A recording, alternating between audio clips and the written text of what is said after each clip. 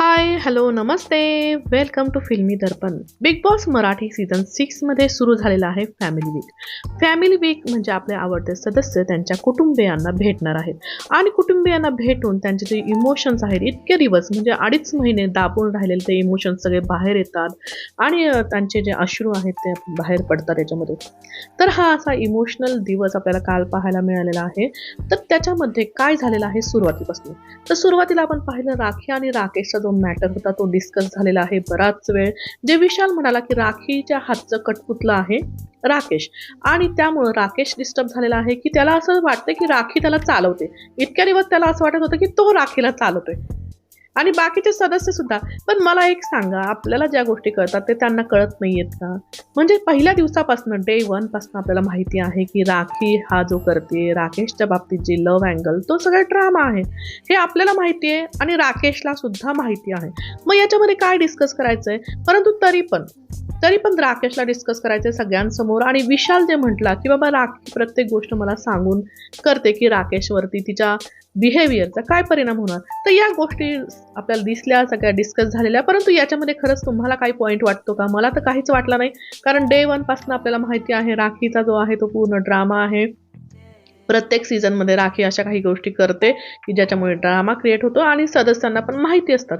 तर हे सगळं आपण पाहिलं. नंतर राखी कपडे धुण्याचं जे नाटक तिथं चाललं होतं स्विमिंग पूलवरती, रेवाचे कपडे ती फाडतीये, म्हणजे कात्रीने अक्षरशः तिने कापलेले आहेत आणि विशालची सुद्धा पॅन्ट खराब केलेली आहे.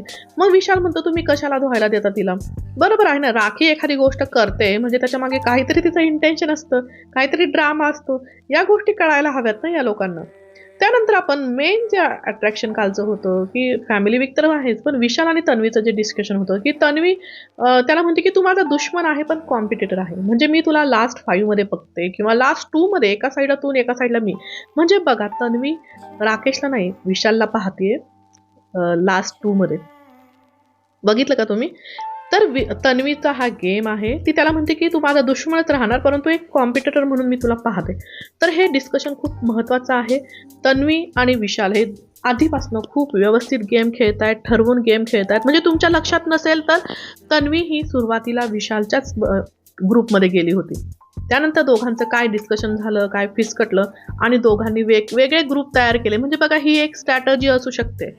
दोघं सुद्धा स्ट्रॉंग प्लेयर आहेत, दोघं एकत्र होते, परंतु नंतर त्यांनी काहीतरी त्यांचं बोलणं झालं आणि दोघांनी 2 ग्रुप फॉर्म केले आणि एकमेकांचे कॉम्पिटिटर ते बनले. म्हणजे या गोष्टी सुद्धा स्ट्रॅटजी असू शकतात बरं का.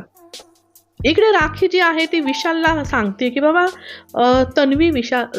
तन्वी राकेशला सांगते राखी की तन्वी विशालशी काय बोलत होती, म्हणजे दुश्मन आहे लास्ट 2 मध्ये बघते वगैरे. आणि त्यावरती विशाल जो आहे राखी म्हणते की मला विशालवर राग आहे, म्हणजे त्यांनी का तुला नॉमिनेट केलं. म्हणजे राखी दोन्ही साईडने आहे. ती विशालला पण इकडे बोलते, या राकेशला पण बोलते आणि ती गेम फिरवण्याचा प्रयत्न राखी इथे करत आहे. आणि राकेश जो बोलतोय इथे खूप महत्वाचा आहे. तो म्हणतो की मी प्रभूला कठपुतली म्हणून बघतो, मी त्याला नॉमिनेट केलं असतं जर तो माझ्या ग्रुपमध्ये नसता. आणि इथं खूप मोठं सेंटेन्स राकेश करतोय की त्याला आता काट्याला वाऱ्यावर सोडायचं नाहीये परंतु डिझॉल्व्ह करायचं आहे. आता इंडिव्हिज्युअल गेम आपल्याला खेळायचा आहे. म्हणजे बरोबर आहे, आता हे शेवटचे 10 जण राहिलेले आहेत, काहीच आठवडे शिल्लक आहेत आणि आता इंडिव्हिज्युअल गेम खेळण्याची ही वेळ आहे. आता ग्रुपला धरून बसण्यात खरंच अर्थ नाही आणि हे राकेशने आज स्पष्ट केलेलं आहे. त्यानंतर आपण पाहिलं की विशालचे वडील जे आलेले आहेत घरामध्ये, फर्स्ट जे आले ते विशालचे वडील. आणि खरंच विशालचे वडील जे आहेत ते खूप पॉझिटिव्ह एनर्जी घेऊन आले. म्हणजे त्यांनी तन्वीला सुद्धा, सगळ्या सदस्यांशी ते खूप छान बोलले. तन्वीशी सुद्धा, कारण तन्वीला वडील नाही आहेत किंवा राकेशला वडील नाही आहेत, तर त्यांच्याशी ते इतके छान इन्व्हॉल्व झाले. तन्वीला त्यांनी असं म्हणजे भेट दिली. परत राकेशला सुद्धा म्हणजे त्याच्याशी पण खूप छान बोलले. तर एक पॉझिटिव्ह एनर्जी घेऊन हा माणूस आला होता. खूप वयस्कर होते आणि विशालच्या डोळ्यात खरंच म्हणजे त्याने ते अश्रू आणू दिले नाहीत डोळ्याच्या खाली. ते म्हणजे अश्रू त्याचे पडले नाही परंतु त्याच्या डोळ्यामध्ये अश्रू होते, कारण तो म्हणाला की मी जे काही आहे ते वडिलांमुळेच आहेत. आणि त्याचे वडील जे आहेत ते पूर्ण म्हणजे आध्यात्मिक आहेत की ते तिरुपतीला 82 टाइम्स जाऊन आलेले आहेत. तर असे खूप पॉझिटिव्ह एनर्जी घेऊन आले आणि त्यांना विशालला असं सांगायचे की मला हा मोमेंट जो आहे ना तो सेलिब्रेट करायचा आहे, इथं रडायचं नाहीये. आणि त्याला सांगतो की मी अभिमान वाटेल माझ्या वडिलांना असं मी करणार आहे. आणि बिग बॉसला तो गाणं लावायला सांगतो आणि बिग बॉस सुद्धा शेवटी गाणं लागतात की पापा कहते हैं बडा नाम करेगा. खरंच म्हणजे हे गाणं जे आहे ते खूप इन्स्पिरेशनल गाणं आहे. प्रत्येक मुलाला याच्याकडनं इन्स्पिरेशन मिळतं, कारण आपल्या वडिलांच्या नजरेमध्ये आपण नेहमी मोठे व्हावं असंच वाटतं. आणि तसंच विशालच्या वडिलांच्या नजरेत सुद्धा असणार की आपल्या मुलाने हा शो जिंकावा. आणि विशाल सुद्धा खूप चांगला गेम खेळतोय आणि मला असं वाटतं त्याच्या वडिलांची जी इच्छा असेल ती तो नक्कीच पूर्ण करेल. आणि विशालचे वडील एक गोष्ट जे म्हटले ना की बिग बॉस म्हणजे आप जैसा करोगे वैसा ही आपको मिलेगा, तन्वीला जे म्हणतात. आणि सगळ्यात मोठा बिग बॉस तो वरती आहे. तो इथे जरी नाही तर तो वरती जो आहे तो बरोबर करतो. म्हणजे ही गोष्ट खरंच आहे. सगळ्यात मोठा बिग बॉस ना वरती बसलेला आहे. हा तर खेळ आहे खरं प्रेक्षकांनो, परंतु खऱ्या आयुष्यामध्ये सुद्धा जो बिग बॉस आहे ना वरचा, तो बरोबर सगळ्यांचा जो आहे ना हिशोब करत असतो. तुम्ही कसंही वागा दुसऱ्यांशी, परंतु तुमचा हिशोब बरोबर त्याच्या दरबारात होतो. हे मला असं वाटतं आपल्याला गेम म्हणून आपण याच्याकडे बघतो, पण खऱ्या आयुष्यात सुद्धा हे बिग बॉसचा गेमच आहे. त्यानंतर आपण पाहिलं रेवाच्या बहिणी आलेल्या, दोघी बहिणी आहेत तिच्या, धनश्री, राजश्री. आणि त्यांनी पण छान सगळ्यांबरोबर इन्व्हॉल्वमेंट दाखवली सगळ्यांची. रेवा सुद्धा खूप इमोशनल आहे, राखी म्हणाली खूप इमोशनल आहे. आणि रेवाचं मला इतकं, कारण रेवा आणि संकेत आत्ताच आलेले आहेत, 1-2-3 आठवडे त्यांना झाले असतील, परंतु तरी पण एक इमोशनल साईड असते माणसाची, फॅमिलीपासून लांब गेल्यानंतर ती आपल्याला लक्षात येते. तसं विशालचं आणि संकेत आणि हिचं पण झालेलं आहे, रेवाचं, की खूप दिवस झालेले नाहीये तरी पण त्यांना इमोशनली ते हे झालेलं आहे. त्यानंतर आपल्याला पाहिलं की संकेतची वाईफ सुपर्णा ही जी आलेली आहे आणि खूप स्ट्रॉंग पर्सनॅलिटी मला ती वाटली. आणि ती येताना खूप इमोशनल झालेली दिसली. दोघांनीही खूप इमोशनल, संकेत सुद्धा खूप इमोशनल झाला, रुमालाने तिचे डोळे पुसताना आपल्याला दिसला. परंतु ही सुपर्णा जी आहे ना ती मला खूप चाणाक्ष वाटली.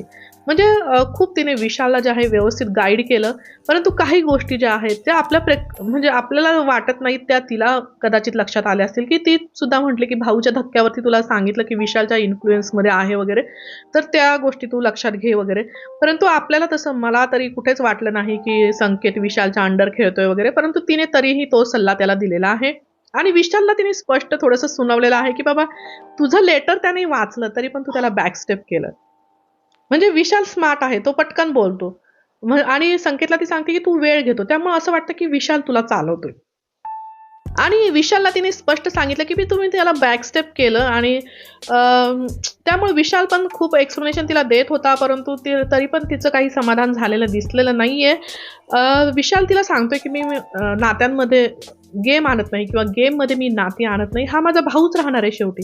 म्हणजे घराच्या बाहेर गेल्यानंतर सुद्धा हा माझा भाऊ राहणार आहे, परंतु इथं गेममध्ये मी नाती आणत नाही, असं विशालचं म्हणणं आहे. आणि सुपर्णाचं असं म्हणणं आहे की त्याने तुमचं लेटर वाचलं, तुम्हाला भाऊ समजतो, तरी पण तुम्ही त्याला बॅकस्टेज केलं.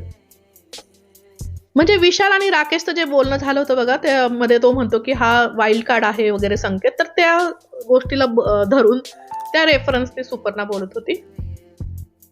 तर ही सुपर्णा जी आहे खूप स्पष्ट वक्ती मला वाटली आणि छान तिने स्वतःच्या नवऱ्याला गाईड केलं. विशालला सुद्धा थोडंसं तिने सुनावलं आणि त्यामुळं विशाल सुद्धा आपल्याला हसताना दिसला.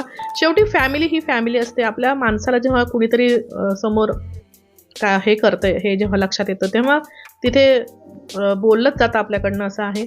आणि संकेत सुद्धा या गोष्टी खूप पॉझिटिव्हली घेईल असं मला वाटतंय. तर आज आपल्याला या तिघांची फॅमिली पाहायला मिळाली. उद्या आपल्याला प्रभूची, दीपालीताईंची यांची फॅमिली पाहायला मिळेल. तर तुम्हाला कसा वाटतोय हा फॅमिली वीक? म्हणजे आपण पाहिलं की या सीझन 6 मध्ये आपण खरंच जास्त कनेक्ट कुणाशीही झालेलो नाहीये. तुम्ही कुठल्या सदस्याशी कनेक्ट झालेला आहात आणि कुठल्या फॅमिलीशी तुम्हाला जास्त कनेक्शन वाटतंय ते नक्की मला कमेंट्स बॉक्समध्ये सांगा.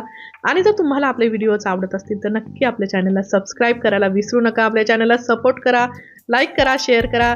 नमस्कार, धन्यवाद.